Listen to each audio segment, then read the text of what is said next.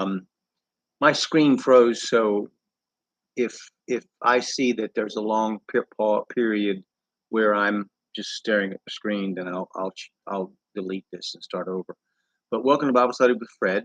I'm in the book of Job and reading and commenting on it, and I hope you'll follow along with me. And if you want my comments to have them in front of you, you can purchase them on Amazon.com as paperback or Kindle form. And now we're in chapter 38 of Job. And if you want to turn there, verse 12, and God is talking to Job. God is making a declaration to Job and explaining some things to him and not explaining some things to him deliberately. So he continues with his talk on to Job. He says, ask him, he says, hast thou commanded the morning since thy days and caused the day spring to know his place, that it might take hold of the ends of the earth, that the wicked might be shaken out of it? It is turned as clay to the seal, and they stand as a garment. From the wicked their light is withholden, and the high arm shall be broken. Hast thou entered into the springs of the sea, or hast thou walked into the search of the depth? Have the gates of death been opened unto thee, or hast thou seen the doors of the shadow of death? Hast thou perceived the breadth of the earth? Declare if thou knowest it all. Where is the way where light dwelleth, and for darkness where is the place thereof? That thou shouldest take it to the bound thereof, and that thou shouldest know the paths to the house thereof. Knowest thou it, because thou wast then born, or because the number of thy days is great? Hast thou entered into the treasures of the snow, or hast thou seen the treasures of the hail, which I have reserved against a time of trouble, against a day of battle and war? By what way is the light parted, which scattereth the east wind upon the earth? God asked Job if he, since he began on the earth, if he has controlled the start of the day. Do you, Job, make the sun to rise, in a manner of speaking? The day spring is reference to the morning light as it slowly appears. Jesus is likened to that morning light. There are a lot of references to Jesus being light and breaking through the night. These Old and New Testament references indicate that we are living in a type of night, and we await the morning provided by Christ when he returns. Psalm 130, verse 6. My soul waiteth for the Lord more than they that watch for the morning. I say, more than they that watch for the morning. John 13:30. He then, having received the sop, immediately went out, and it was night. Romans 13:12.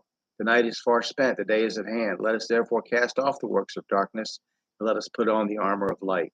Malachi 4:2. But unto you that fear my name shall the Son, S-U-N, of righteousness arise with healing in his wings, and ye shall go forth and grow up as calves of the stall. Luke 1:78. Through the tender mercy of our God, whereby the day spring on from on high hath visited us. 2 Peter 1:19. We all have also a more sure word of prophecy, whereunto you do well that you take heed, as into a light that shineth in the dark place, until the day dawn, and the day star rise in your hearts.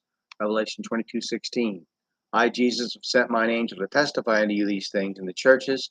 I am the root and the offspring of David, and the bright and morning star. Verse 13 shows that there is a prophetic import to these verses in regard to Christ's return to judge and rule the nations of the world. God has appointed the day spring to visit the earth as much as he has appointed the morning to come. It is stamped with his impression, as an ancient seal of a potentate was stamped on clay, asserting that the earthly ruler's authority and power.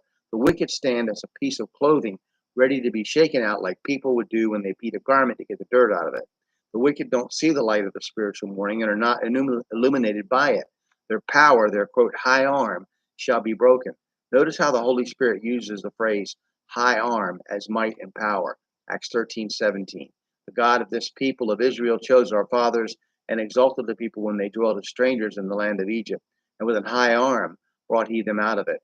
Regarding verse 16, freshwater springs coming up from the bottom of the world's oceans and seas have been observed at least since the time of the ancient Phoenicians. There are now thought to be massive freshwater aquifers under the world's oceans and the depths where no man of Job's time had gone. And you can read that.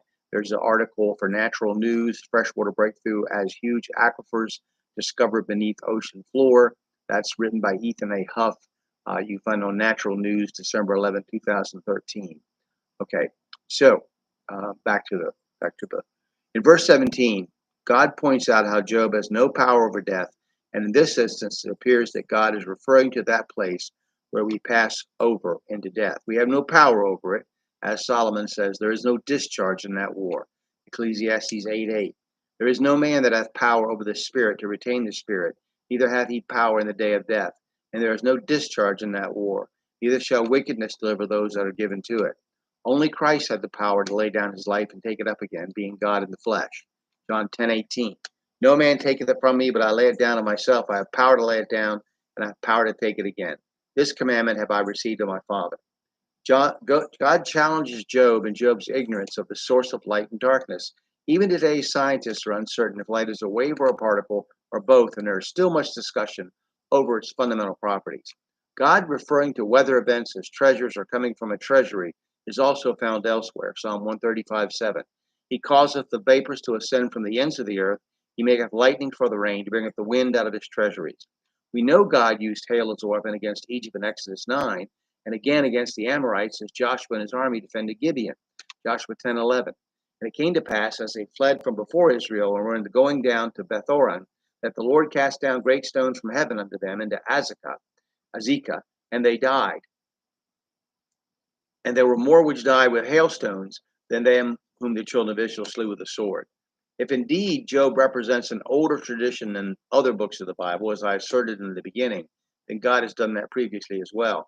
Finally, in verse 24, we have discussed the synonymous relationship between words wind and storm in the Bible. There is a direct relationship between the light and heat generated by the sun and weather on earth. This is well known and needs no citation.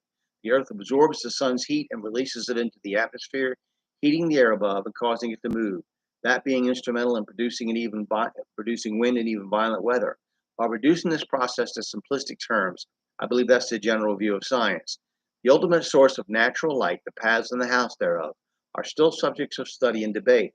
There are many mysteries regarding light and its effect, and God has declared to Job and those listening to him that they don't even know just how ignorant they are of all the mysteries of the universe. God's universe, not Job's, not yours. We'll pick it up in verse 25 next time. I thank you for listening.